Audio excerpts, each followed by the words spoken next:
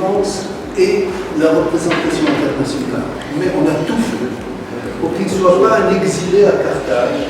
Et finalement, on lui a reconnu le droit d'assister à tous les conseils de ministres longtemps. Et chaque fois qu'il assiste, il le préside. Et il a le droit de veto, il a le droit de renvoyer les lois à la deuxième lecture, et il a l'initiative législative, c'est-à-dire qu'il a le droit de proposer des projets de loi qui ont la priorité dans l'examen. Et donc, ça dépend de sa personnalité.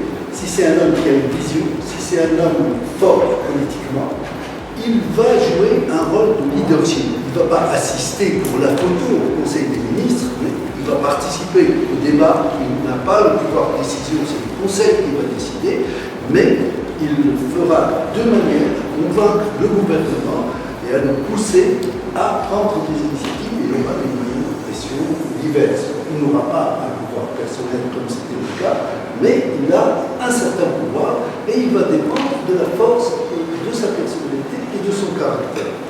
Donc, pour moi, développer les régions, c'est deux choses. Deux choses. La première, c'est désenclaver la Tunisie de l'intérieur. Il faut qu'il y ait une fluidité dans la circulation des personnes et des biens. Je pense que plus le pouvoir d'achat augmente en Tunisie, disons au sud de la Méditerranée, plus le marché européen s'accroît.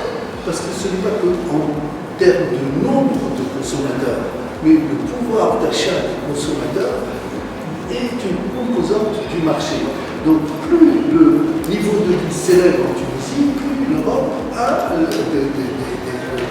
l'opportunité de vendre des produits chinois. Et donc il faudrait jouer gagnant-gagnant.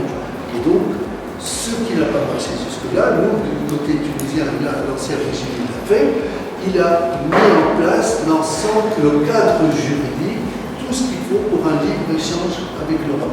Maintenant, les objectifs de Barcelone n'ont pas été réalisés, il n'y a pas eu l'investissement escompté, des lois, des lois de finances annuelles qui, elles, traduisent ou mettent en séquence ces 5 années.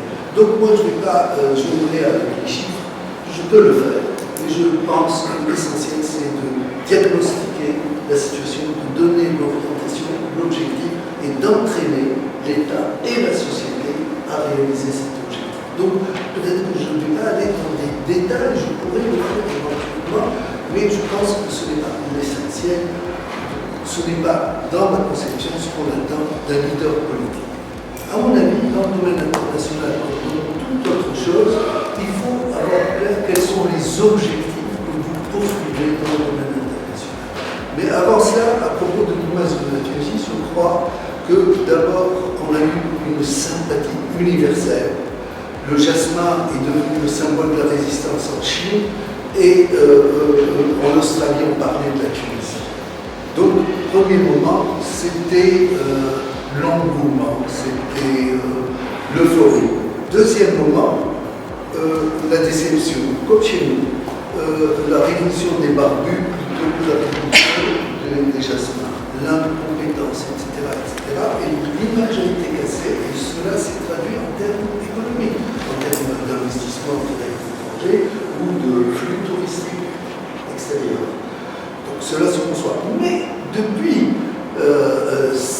la fin de l'année 2013, l'image de la Tunisie a été complètement rétablie. Je suis allé en France, je suis allé aux États-Unis, je suis allé partout à l'étranger, et la Tunisie est redevenue l'objet d'une admiration. Un pays qui réussit la transition pacifiquement, qui n'est pas sorti des rails, un pays qui s'est doté un pays musulman, qui s'est doté d'une constitution démocratique avancée, parce qu'on supposait que l'islam et la démocratie étaient antinomiques. Et on a donné l'exemple contraire, qu'il n'y a pas d'exception islamique ou moyen-orientale dans la démocratie, il y a des conditions. Bref, donc, quels sont mes objectifs dans le domaine de la politique internationale? Pour moi, elles sont au nombre de 3. 1. La coopération pour le développement économique de la Tunisie. Ce que je chercherai avec l'Allemagne, avec la France, avec l'Arabie Saoudite, avec les Émirats, avec l'Algérie, etc. Mon premier objectif, c'est de développer la Tunisie. Donc tout ce qui peut contribuer au développement de la Tunisie, je le poursuivrai dans la politique internationale. Le deuxième objectif, c'est la sécurité. La sécurité de la Tunisie et la sécurité de la région, avec ce principe sacro-saint pour moi, le respect de la souveraineté des États. Charbonnier et maître chez lui. On coopère, mais dans le respect mutuel. Donc, le deuxième objectif de la coopération internationale, c'est la sécurité. Et le troisième, c'est de propager par des moyens pacifiques et dans le respect strict de la souveraineté des États, les nouvelles valeurs que nous nous sommes appropriées par la Révolution de 2011, c'est-à-dire la démocratie. Propager dans notre région et dans le monde par les moyens pacifiques et dans le respect de la souveraineté des États, par exemple en Égypte. Moi, vous savez tous que je n'ai aucune sympathie. Enfin, de toutes les façons, je ne souhaite pas mon pays qui connaisse ce que les